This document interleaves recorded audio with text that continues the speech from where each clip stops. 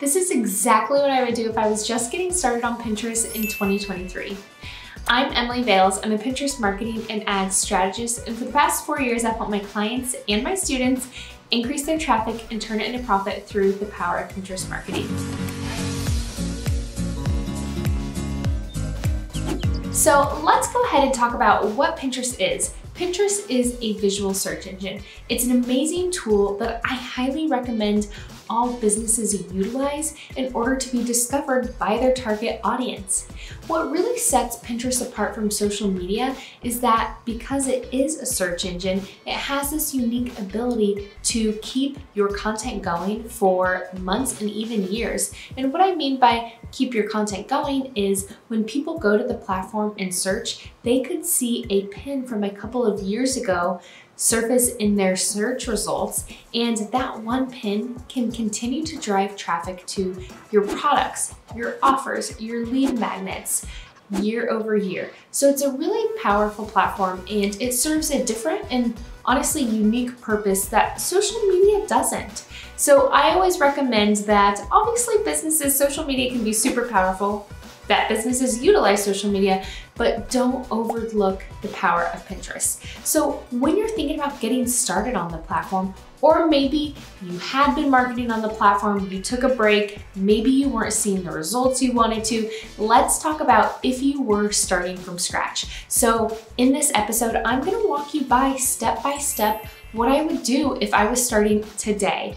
Now, there have been some changes rolled out in 2023, one of them being that Pinterest is moving away from individual pin formats, and all of our media that is going to be created will just be under pins. So if you want to learn more about that specific update, then I highly recommend that you go back to my other YouTube episode where I talk about Pinterest marketing in 2023, and I'm really breaking down more in depth what those changes entail. But I just wanted to mention that this step-by-step guide that I'm providing for you today is going to include those changes. And I do want to say, spoiler alert, that when you're thinking about marketing on the platform and how these changes are going to affect your strategy, honestly, the way that we use the platform and what it really thrives on, which are keywords, that is not changing. So yeah, there might be a few differences and things to keep in mind, but a lot of the best practices and core way that you're using the platform is remaining the same. So I want to invite you to go ahead, take out a notebook, whatever you want to do, pull out your notes app on your phone and start writing down these steps so you can start crushing it on Pinterest for your business. So step number one, I highly recommend, actually I shouldn't say I highly recommend, I insist you get a Pinterest business account. And the reason for this being is that in order to market your business on the platform, you have to have a business account. Now it's free to set up and it's super easy to do. So step one, get that Pinterest business account. It also is going to unlock a lot of really important features, such as being able to see analytics and some of those important things. And also, side note, the ability to run ads. So even if you're not ready to run Pinterest ads in the beginning, if you want to down the road, you are gonna have to have that Pinterest business account. Now, step number two, you are gonna wanna do in-depth keyword research for your niche. And the reason for this being is that you are going to be using those keywords in all of your content. So you are gonna be using that in your profile name, your bio, your board titles, your board descriptions, your pin titles, your pin descriptions, and even the text overlay on your pin designs. So those keywords, those are really the driving force on Pinterest because it is a search engine. So that in-depth keyword research is really going to set the tone for a really effective strategy. And then it makes it so super easy to be able to just pull that document wherever you're housing those keywords and find which ones you want to be ranking for depending on that content you are creating. Now, I do have another YouTube episode where I am breaking down how to do keyword research, and I also have a workshop called the SEO Expert, which you can find linked in this video, and that will also help you if you want to get my Airtable template, which I use to house my keywords. So that workshop not only walks you through how to do the keyword research, but then it's also providing you that Airtable template as well. Then, now that you have your keyword research done, step number 3, you are going to start optimizing your account. You are going to want to optimize your profile name and your bio. So remember when I said to do that in-depth keyword research? You can use those pillar keywords in your name on Pinterest. So for me, my name on Pinterest says Emily Bales, then there's a line or a bar to kind of separate, but it says Pinterest marketing and strategy. And then in my bio, I'm using the most important keywords that I want to be ranking for and known for my business in that bio. So you also want to have an optimized cover photo. I use my cover photo as really a call to action. So when people go to my profile, it tells them exactly what I want them to do, which is to sign up for my masterclass, which if you want to take that masterclass is also linked, it is free in this video. And then you want to optimize your profile photo. So whatever is going to represent your brand, I am the face of my brand. So for me, a picture of me is the best representation. So just optimizing that profile fully. Then once you've done that, step number 4, I want you to go ahead and create 10 to 15 niche related boards. Now, if you're just getting started, obviously you're creating those boards from scratch, but if you are essentially cleaning up your Pinterest account or really revitalizing your Pinterest strategy, you're gonna wanna go back to the boards you have already created and just make sure that there's not any boards that are irrelevant, because if you have boards that don't have anything to do with what you are teaching about or the products you sell, you can, and I do recommend going ahead and just making those boards secret. You don't have to archive them or delete them, but just make them secret so that when people come to visit your profile, they aren't seeing a lot of different things, and that you can really just share the content that you want to be pushing them to. So like I mentioned, whether that be your website, probably is gonna be your website, or your products, that you're really focusing on that content and not just sharing a wide mixture. So when you're thinking about creating those 10 to 15 boards, pro tip here, you wanna think of those boards as your content buckets. And that's gonna be really helpful because when you have your content buckets, those content buckets are going to be housing really your core content. So what are you consistently creating content about? And I recommend making those boards not kind of an in-between of being not too broad, but also not too specific, kind of finding a happy medium in there. And then as you are thinking about, after you create those boards, you do, like I mentioned, want to make sure that you have optimized the board title, also giving really great board descriptions and including those keywords. And in step 2, you already did the keyword research, so that should be a lot easier to use those keywords when you're writing the board titles and board descriptions. So after you've done that, then for step 4, you are going to want to create scroll stopping pins. So when you are thinking about creating scroll stopping pins, what can you do to attract your target audience? What can you do to really catch their attention and stand out from everybody else's content? So I always recommend having really bright and eye-catching either images or videos, but like I said, something that's gonna catch their attention. When you're doing your keyword research, another pro tip here, pay attention to what type of pins are coming up. Are you seeing mainly pins that just have images and no text overlay? Are you seeing pins that have images and text overlay?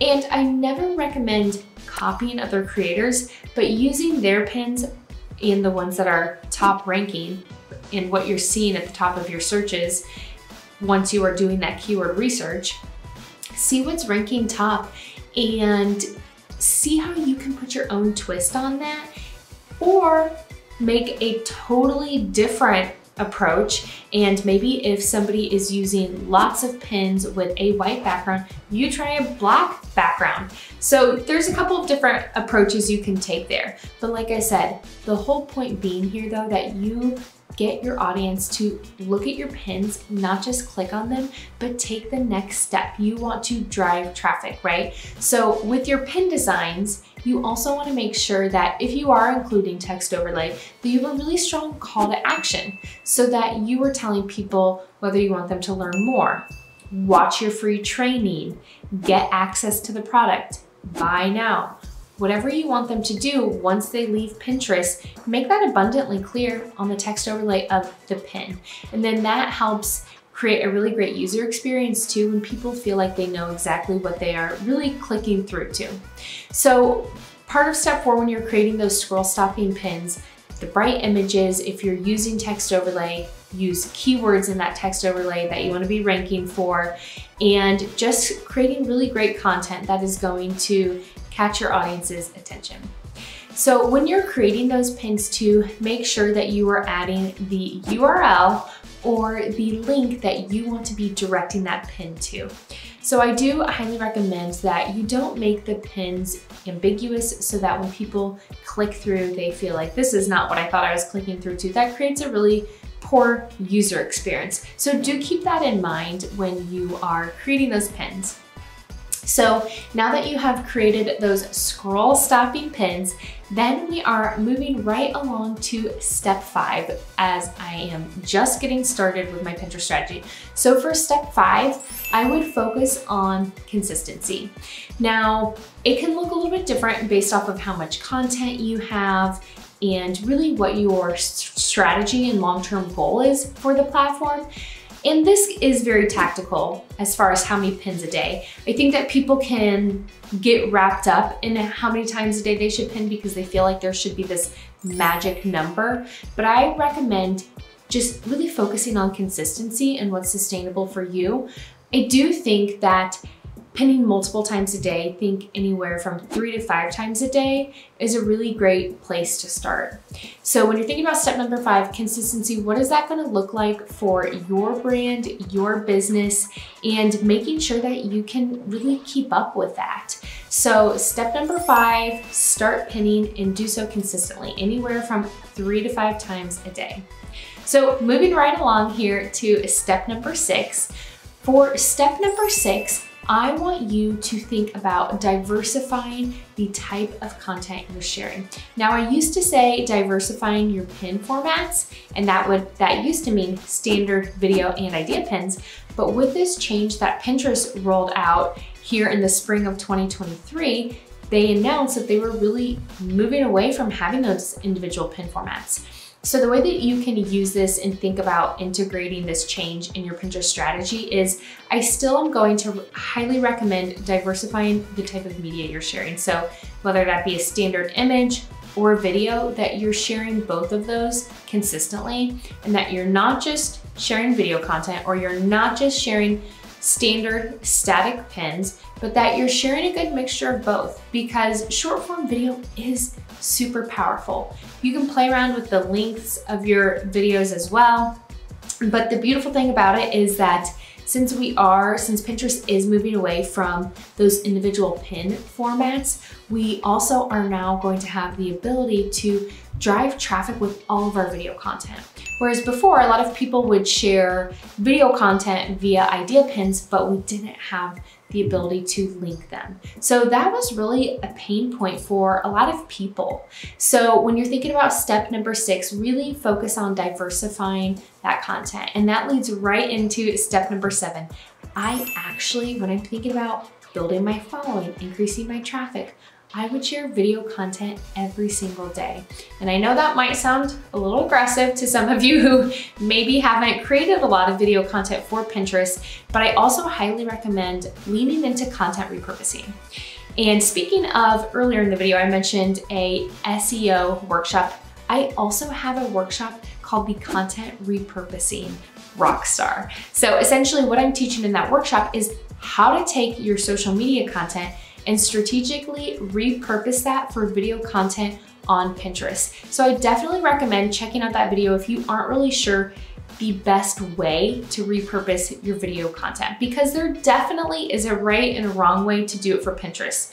You can't just take your social media content and slap it up onto Pinterest and call it a day. And I do hear some people sharing that on different places like TikTok and Instagram, and honestly, that's not a best practice. So you can repurpose, but it does need to be done so very strategically.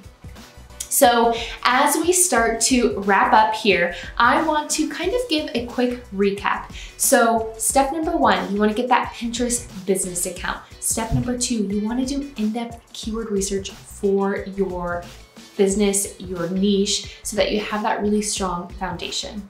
Then step number 3, you're gonna make sure that you are optimizing your entire account with those keywords, your profile name, bio, your cover photo, your profile image. And then for step number 4, you are going to create those 10 to 15 boards that are going to serve as the content buckets for your content.